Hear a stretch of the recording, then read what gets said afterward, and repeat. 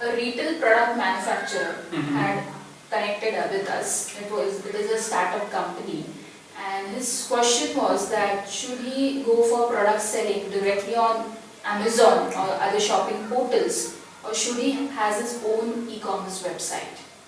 Okay, so you're saying that he's just started. He just started his thing. Okay.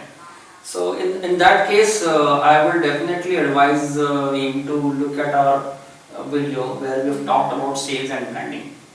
Right. Okay, if you can give him the link to that video, that would be good.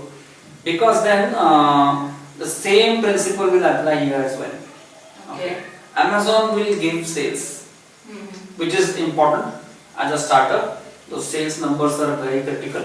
Right. Yeah. But branding is going to give him the growth. Right. And the branding is going to happen through his e-commerce website.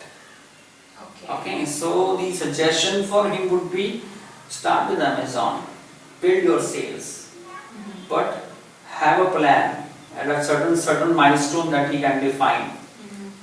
Go for your own e-commerce website and start promoting it. That will give the branding. You don't want to remain an Amazon affiliate all your life. Correct. And with Amazon, they are going so strong, they are going at a level where they are going to command, they are going to decide who stays on their platform. Right? They are going so aggressive. So you have to always comply to what their requirements are, what their changes are. And then as a business, you would want to do it yourself, right? Correct. So keep Amazon on your this thing for sales, push it there. But on the parallel, definitely build your own e-commerce website, brand it, so that your dependency on Amazon can be reduced. Yeah. So that approach would be advisable there. Hope this session was helpful.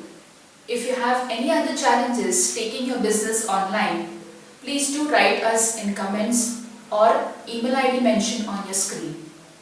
Thank you for watching this video.